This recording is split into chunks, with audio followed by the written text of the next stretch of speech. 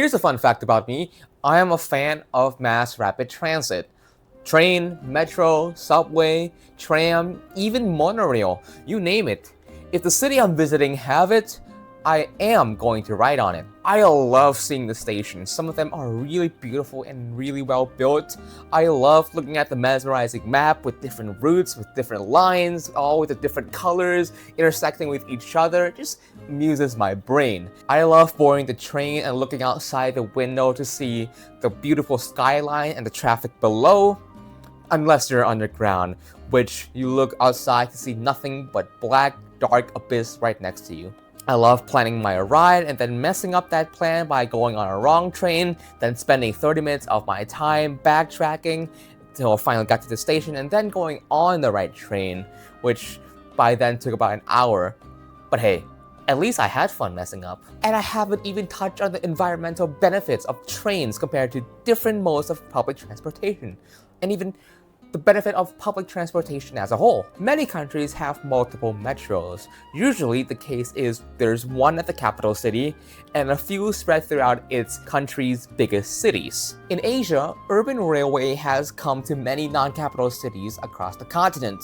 For example, increasing from least to most surprisingness, we have Japan, China, South Korea, India, Taiwan, Iran, and even our Southeast Asian friends like Indonesia and Vietnam, who just recently opened their metro service on their second city, namely at Palembang in 2018 and at Ho Chi Minh City in 2024 respectively. Looking back at Thailand though, all our metro systems, although span multiple provinces, they are all located in what is known as the Greater Bangkok Metropolitan Area and nowhere else in no other region of the country. But that doesn't mean that there hasn't been any attempt at making a metro system in a different part of the country for the past 50 years.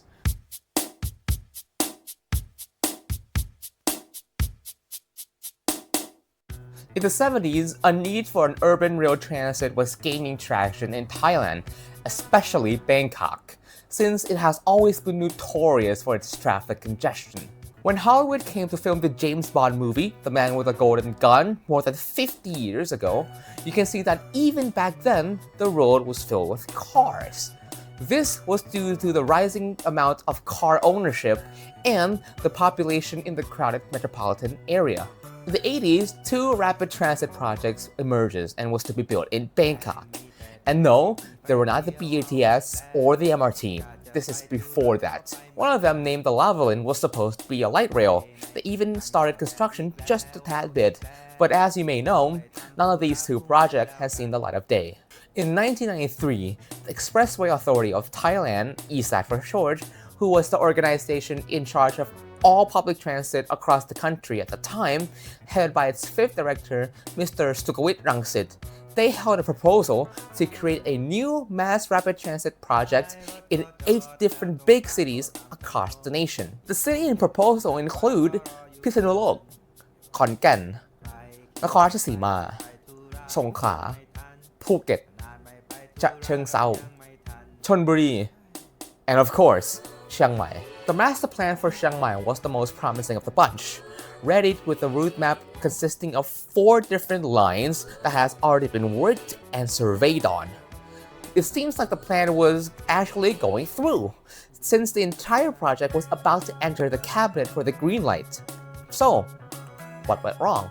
Believe it or not, one of the main reasons the original Chiang Mai light rail got binned was the BTS. You see, at the same time period, the bigger and more important city of Bangkok was about to start constructing its own proper metro system, the Bangkok Mass Transit System, or the BTS for short. And with the entity being in charge of the light rail, now the MRTA, the company was now in charge of both the BTS and the Chiang Mai Light Rail project, which means that after making a promising amount of progress on the project, the Chiang Mai Light Rail was put on shelf to put focus on the more important BTS.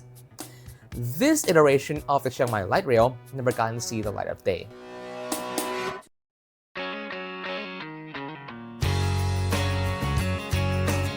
Fast forward to 2004, Thailand's Office of Transportation and Public Policy and Planning, OTP for short, in partnership with the Chiang Mai municipality, not to be confused with Chiang Mai, the province. They're different things. They strikes a collaboration to brainstorm and plan a new route for a new mass rapid transit project in the city, announcing that they will propose to the cabinet for the budget of 4 billion baht and about 9 months of further inquiry to develop the final blueprints. The project had its construction and also, weirdly enough, the completion slated for the same year of 2006. What could go wrong? On the 19th of September 2006, the Royal Thai Army launched a coup d'etat against the former Prime Minister Thaksin Shinawatra. After a year-long decline of popularity and the 2006 election in April, where the opposition encouraged their voters to boycott the vote, causing Thaksin's party to win a normal 461 seats out of 500 seats in the parliament, causing the election to be invalid. The new election was scheduled for October of that year, but it was cancelled since the new government was now in charge. This event single-handedly killed the Chiang Mai Rapid Transit project, since the new government also comes with it the new sets of policy and priorities, which unfortunately doesn't include holding this project hands to the finish line. So, yet again, dismissed by the organization in charge and the government, the second attempt at making a Chiang Mai Rapid Transit was once again binned.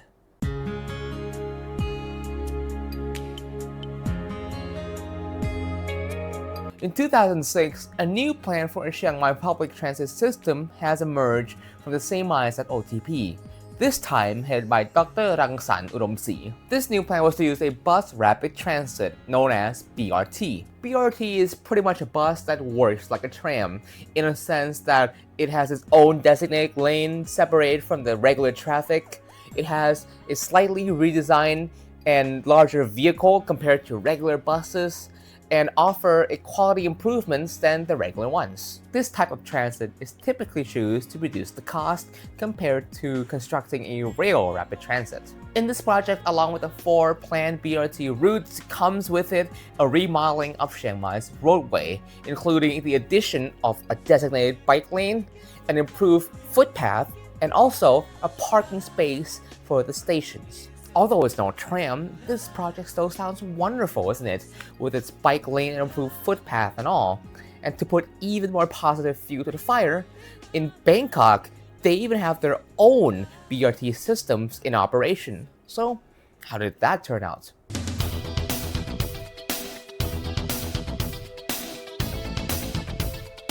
The Bangkok BRT started operating their Lemon Line bus on their first and only route through the reaction of some part of the route doesn't even have their own designated lane, causing congestion and slowing down the travel time. On a bloody BRT, ridership on the system has always been so low, which unsurprisingly makes this a financial loss, but a big one, so huge that this almost led to the BRT being discontinued in 2017. But the MRTA pushed the system through and revamped it to a bit. They improved the service by swapping the fleet with an electric-powered buses instead. Today, the BRT is still in operation, but with very little attention given to the system ever since the upgrade. It is completely overshadowed by the BTS and the MRTs. There is no sign of expanding the roads ever since its creation, no sign of user increases to ever make a profit, but just enough to keep this afloat. And this is the fate of the only BRT system to ever make it in Thailand. Well, that doesn't sound good at all. But I'm sure if it did end up making it in Chiang Mai, it will be the only mass public transit available in the province. So there is a chance of enough people taking the ride for it to be a success. That is, if they ever find space for a dedicated bus lane in this dense road, which is practically impossible. Really impossible. So why didn't this project happen? Ironically enough, it's the combination of the first and second metro plans combined. The year that the Bangkok BRT first opened, which I purposely hid, was 2010, with its first initial plan dated all the way back to 2004-2005, a year before the Chiang Mai BRT, and both was handled by the OTP, thus automatically giving the countryside project of Chiang Mai a second priority status.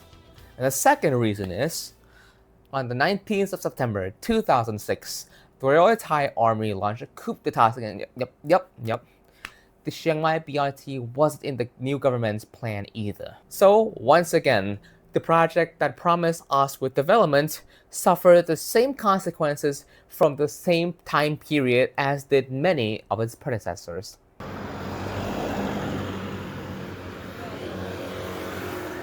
Okay, although the BRT did get its opportunity to serve the people in Chiang Mai, its original form of just bus, in concept seems like a no-brainer for the city.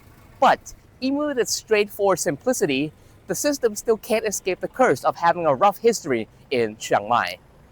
In the 80s and 90s, Chiang Mai had a robust bus transit that covered most of Chiang Mai's destination at the time, with a distinct yellow body color, 5 different routes, and an on-the-minute time schedule. It was the most convenient era for the people with the help of public transit. But in 1997, the operation was abruptly cut short due to the system losing money and the government lacking a subsidy for the system. In 2005, the Chiang Mai municipality started rolling out its own attempt at a bus transit system, consisting of 3 different routes and its fleet of white buses that pretty much looked like a van. The response at the time was pretty positive, but then a couple years went by and things started to go awry. The frequency of the bus lowered, the route was changed, and the bus itself started to show its age. This makes the number of passengers plummet. Then the white bus starts slowly fade away. Until the years leading up to 2015, new bus stop signs were put up in many spots and roads throughout the city, for it to be finally in use in August of 2015, where the white buses made its return. Starting with 1 route and later added 2nd and 3rd routes within 2 years, now with an air-conditioned fleet and an affordable price. Meanwhile, 2 years later, a private company has also put out its own attempt at a bus transit system in Chiang Mai, the RTC Chiang Mai City Bus. Starting its operation in April of 2018, the system is quite an upgrade compared to the white bus. The fleet itself is huge with an actual bus-like interior spacious enough to have grab handles for standing. The system comes equipped with AC, free Wi-Fi, and an option to pay via Rabbit card, the same card used to pay for the BTS SkyTrain. The RTC has the same ambitious start, with 4 different routes and a solid popularity, mirroring the success that the white bus had in its starting years. This success also proves out the fact that the people of Chiang Mai do in fact want a public transit.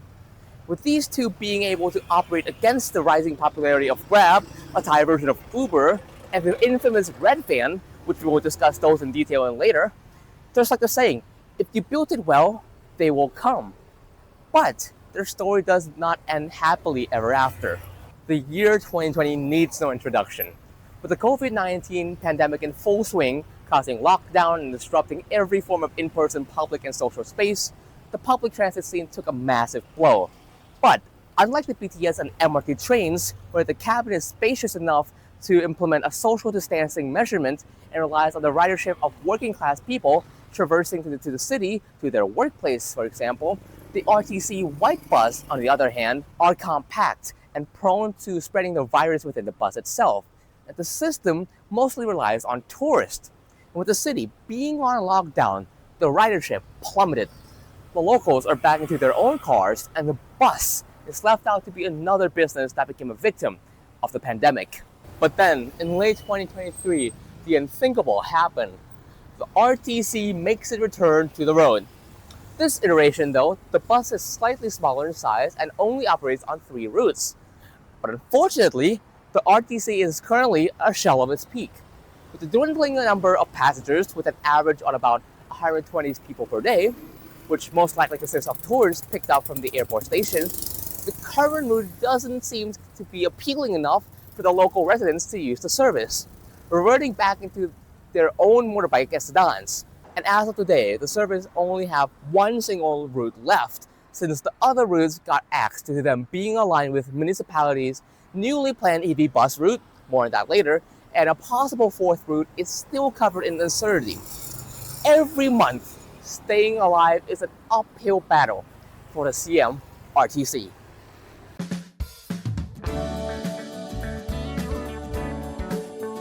In 2016, OTP once again, after years of research and survey, came up with a new proposal for a light rail transit in Chiang Mai. This proposal includes 3 different lines, each with a distance of around 12 kilometers. The interesting part of this plan is the fact that the majority of the tracks and stations would lie underground. The reasoning for this decision accumulates to 1. To protect the old heritage sites that lies at the center of the city.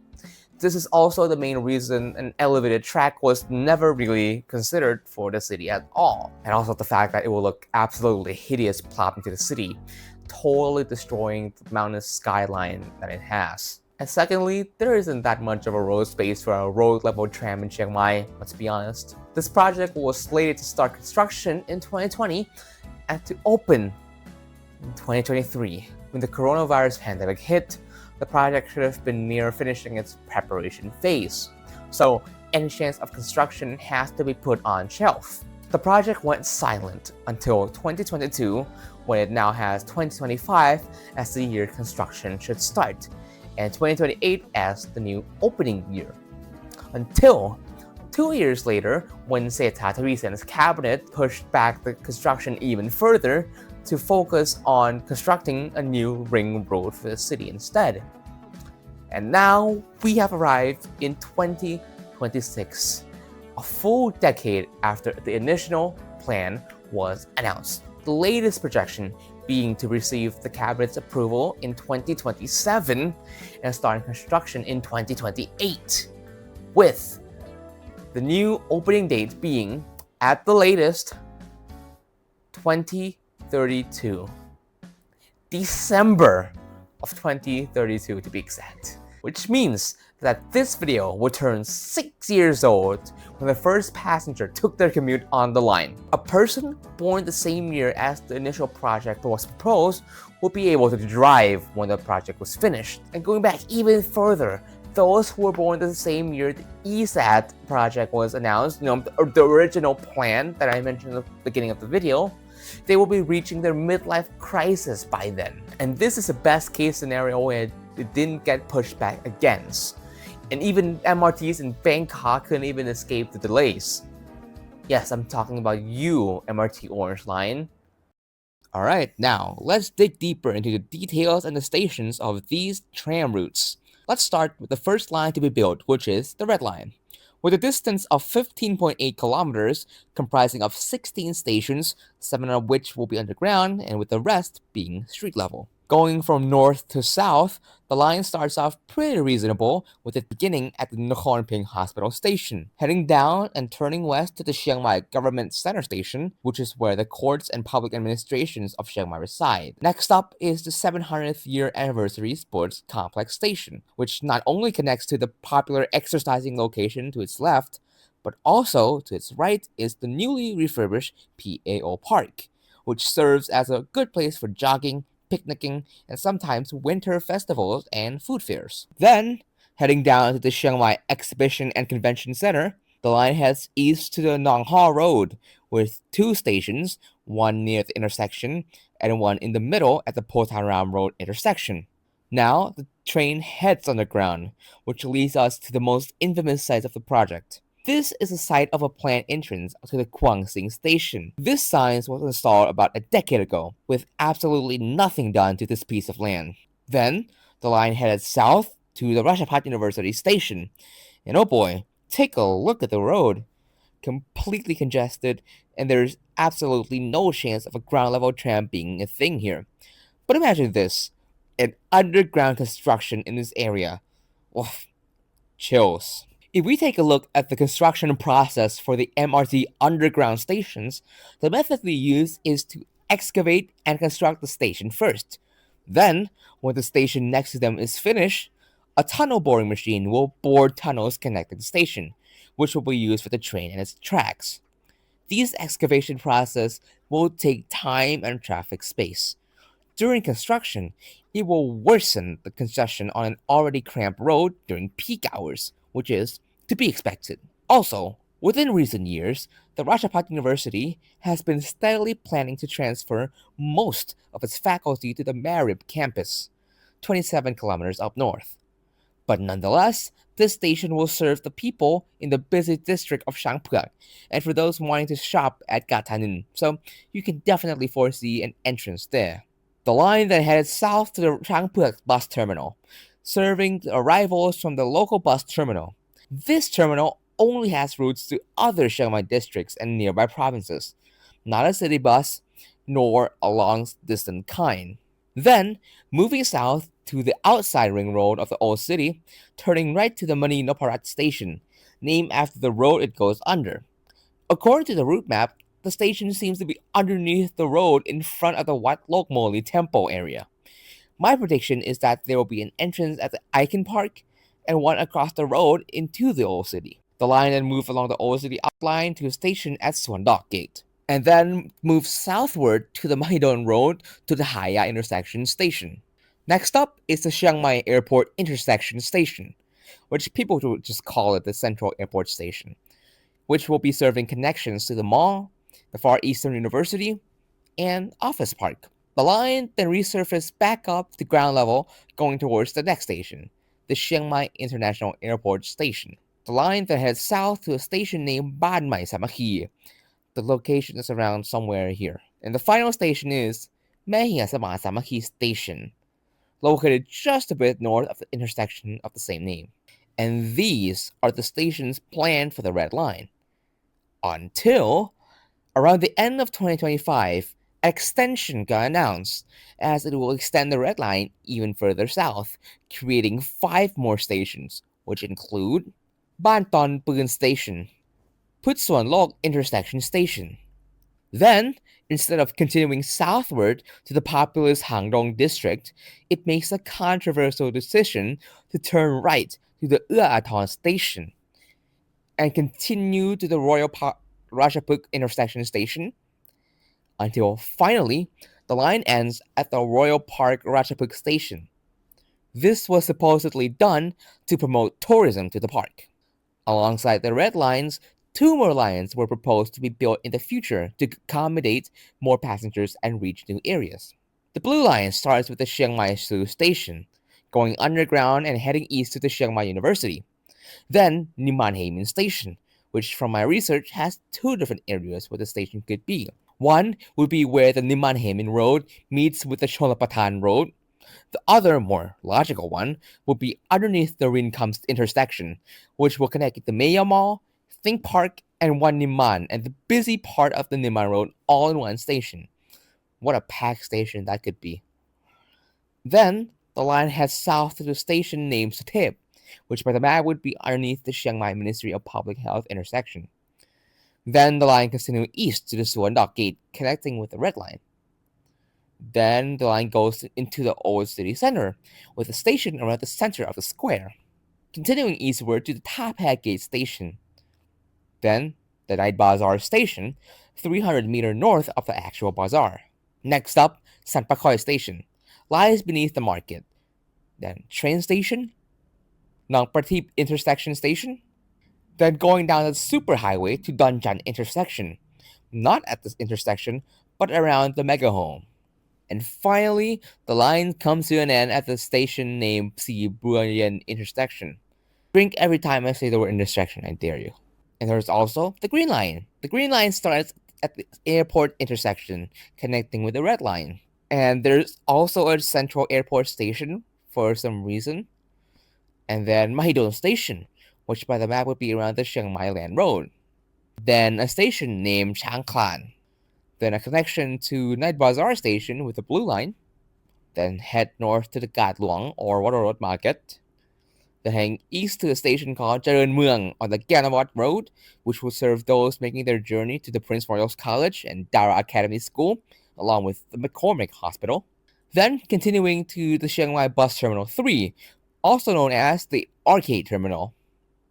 This station should also have an exit at the Central Chiang Mai Festival Mall, continuing north to the Metro Pha intersection, and finally heading up north to finish at the Mi Shok intersection. Try to see it my way. Do I have to keep on talking till I can go on? The question of whether there will be enough passengers for the tram to stay afloat, I'll say yes. Yes, it can. With the airport being connected, it will receive a huge boost from tourists traversing from place to place and then back to the airport again. And connected to the Chiang Mai bus terminal, it will be giving access to those living in the other district of Chiang Mai, making a journey into the inner city, and the local residents in the line radius could also use it to commute to public places such as the mall or the sports complex or the convention center. And the other station could serve as a connecting point to the residential areas. The main problem I see with this is if the passenger's destination is too far off from the stations, knowing them, they wouldn't walk. There's no way they would walk, especially in the hot sun of Thailand's weather. So they would just hop onto their cars instead and ride there. This isn't necessarily the line fault entirely, since it can't cater to everyone, the tram is not too flexible. But to fix this problem, we have to look into the Bangkok solution again. When you exit any metro station in Bangkok, there's always a group of bikers called Wind Motorcycle, where they will give you a ride directly to your destination within that certain area. This culture seems to be exclusive to Bangkok and its dense metropolitan area. Although Chiang Mai is far from that, I think that implementing them alongside the tram seems like a logical step forward to get people on the tram.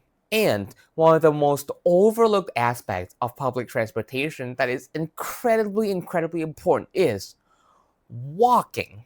The sidewalks in Chiang Mai, or pretty much all of Thailand outside of Bangkok, have always been a mess. From electric poles to street lights to electric boxes to random dirt squares to trees to sewer covers that have a plank of wood to cover a gaping hole in the sewer covers to a non-existent sidewalk. You name it, we have it here in Thailand.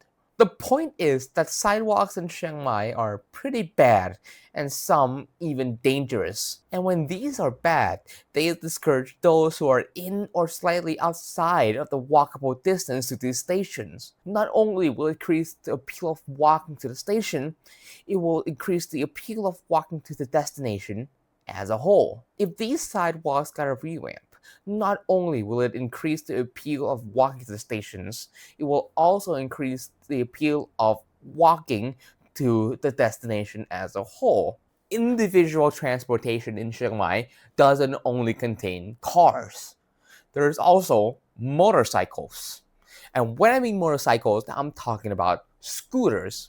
And unlike motorcycle culture in the US, where nobody likes those little guys, in Thailand and Southeast Asia region, scooters are the equivalent of bicycles in European cities, in the sense that they are everywhere. And unlike Bangkok, where they are mostly used by Wind Motorcycles rider, in Chiang Mai and outside Bangkok, they are used by everyone. They are incredibly versatile for traversing through the city, able to handle both short and long-range trips. And newer models these days can be bought as cheap as $1,500, and they are made to last. You can see old models still hit the streets today, which means that motorcycles are incredibly accessible and became one of the first vehicles Thai kid learns to drive.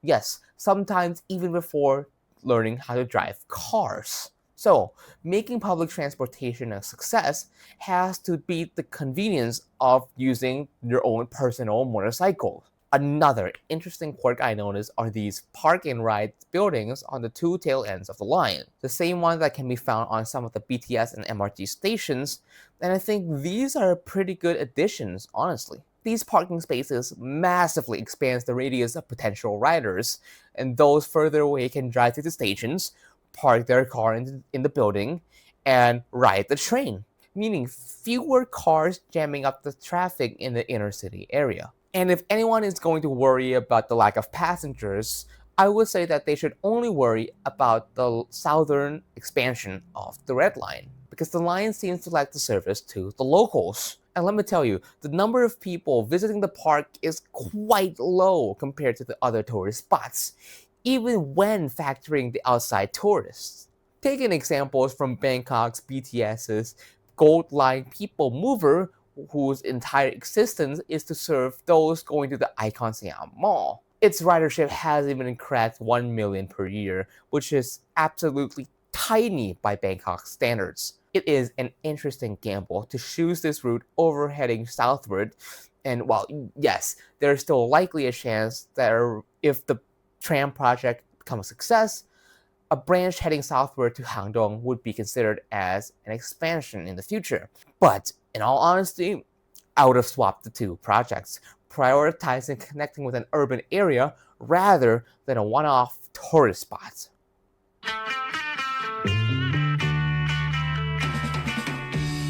The main competitor of the tram isn't only limited to just the personal car. Today, there are currently 3 options for public transportation currently in use in Chiang Mai. Tuk-tuk, although very iconic in Thailand, it is pretty much completely and only reserved for tourists. No locals ever get on them, but you can still see a group of likely foreigners ride on them on their visit here, which is a nice thing to see. But the point is, tuk-tuks are more of a tourist attraction than a convenient public transit in today's Chiang Mai. Taxis, they are a rare breed in Chiang Mai. They can only be found stationed in the airport and bus stations, and they don't use a taxi meter at all. They will not be roaming around for customers. They are pretty much classified as extinct in the wild here. Instead, you will see red buses, red taxis, road dang, road songtail, whatever you want to call it. It all refers to this iconic type of vehicle local to Chiang Mai. A modified pickup truck with padded seats, windows, a roof, and also a space for clinging onto the back of the bus. Known for its iconic red color, which comes from an effort to distinguish these buses that travel in the Chiang Mai municipality area. These drivers are notoriously known as being dubious among the local community. How 90% of them don't follow any specific routes and just go by the passenger's request. How they infamously charge you however much they want, leading to a big price inconsistency, charging more for foreigners and non-locals. And some of the drivers straight up has piss poor driving manners. And the locals, they are fed up with these guys. In recent years, road dang sightings and usage have been on a decline even. And there is no one to blame but the drivers themselves, who have been showing off their bad behavior since they were holding the Chiang Mai public transportation monopoly for the longest time. Until ride-hailing apps comes along. In the US, the big ones are Uber and Lyft. In Thailand, there are Grab, Lineman, Bolt, Maxim, and InDrive, just to name the popular ones. This has been the norm for those traveling without vehicles, near or short, and without any routed public transportation available currently. The rise of these apps are pretty much replaced taxi sedans in Chiang Mai as a whole. Instead, the taxi-like calling and ride comes in a different form. Slowly, but surely, they became the preferred way for the locals to traverse around town, leaving the red buses in real danger.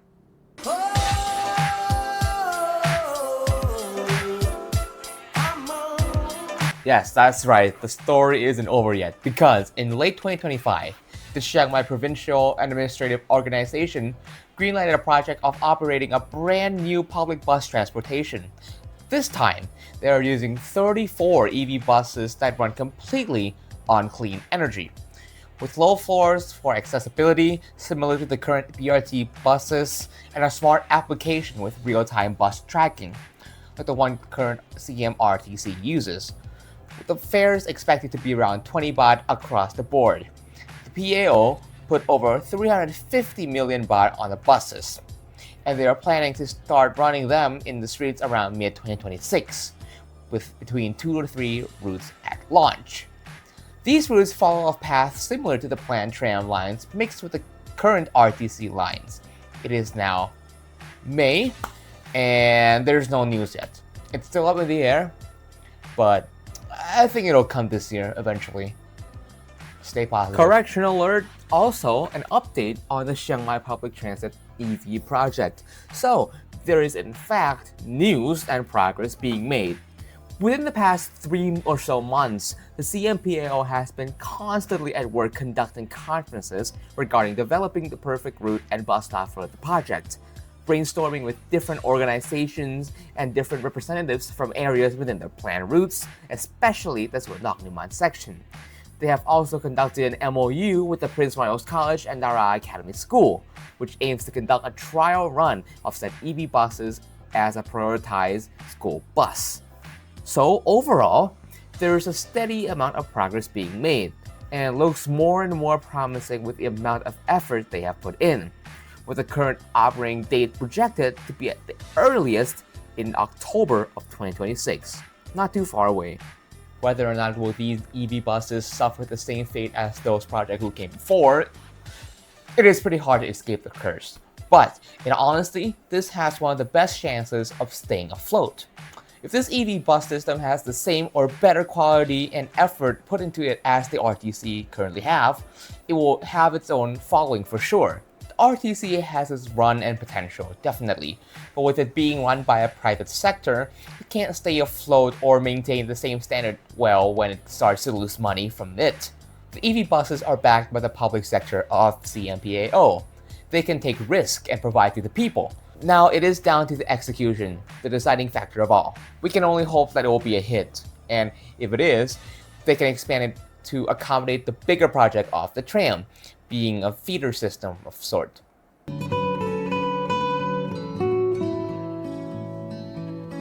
Some of the locals argue that they don't want the tram or any rail mass transit system at all, due to the fact that it will make Chiang Mai become more like Bangkok. Although this may sound ridiculous at first, this holds some truth to it in a sense. Chiang Mai doesn't have the same condensed number of high-rise condominiums and apartments as Bangkok, and Chiang Mai barely has any office building, as they are pretty much all in Bangkok. Population-wise, Chiang Mai municipality ranked 8th in the country, with a population around 120,000 people. But that only included a portion of the actual greater Chiang Mai area, which the public transit will serve. Including the surrounding urban area, this number jumped all the way to nearly 1.2 million people. This is still fairly small by Asian cities to get a metro standard, but if you take a look at the European cities, for example, some of them don't even crack 500,000 people. Yet, the metro they built there serves as the main transportation method for the locals. Financially, especially for the tram, it looks very bleak. The train industry in Thailand has always been losing money, from metros in Bangkok like BTS, MRTs, and ARL, which have been losing money. Even the SRT, the State Railway of Thailand, which operates the national rail line in the country, has suffered financial loss for every year since 1951. And today, they are now around 300 billion baht in debt, or around 9 billion USD. And yet, they are still in operation to this day. There is near zero chance that the tram will make any profit. But remember that this project is operated by the MRTA, the state enterprise that operates the MRT. So they are no strangers to handling and pushing through a financial loss. We'll just have to see how long they will tolerate a loss in a different part of the country. But in the perfect world, we shouldn't be clinging our hopes on whether or not the service will be receiving profits or not. The chairman of the RTC City Bus made a great point that in many countries, their public transportation is also losing money. Nonetheless, they still kept getting support from the state, since they are looked at as a necessity, as a part of their base infrastructure of the city. And unlike Thailand, where these are looked upon as an accessory, something a city has to earn, and if they don't use it enough, the state will take it back. So, what can we learn from all of this? I'd say that we learned that the hardest part to make public transportation alive again in Chiang Mai might not be the building process after all. It might be the process to change the people's habits. It is not as easy as if you built it, they will come. Because no matter how good you make those buses, trains, and stations, if it is outside the commuter's range, more than likely, they will just pick up their own keys for their motorbike. To make those potential car drivers and scooter drivers become the next bus or tram commuters, you not only have to make the journey taken by the tram and or bus worth it, but you also have to make the journey to the tram or bus worth it as well. It is a process that will likely take years to see any fruitful results. But when the work is done and the effort and vision to really make the city better are complete, it is a gamble worth taking for the city.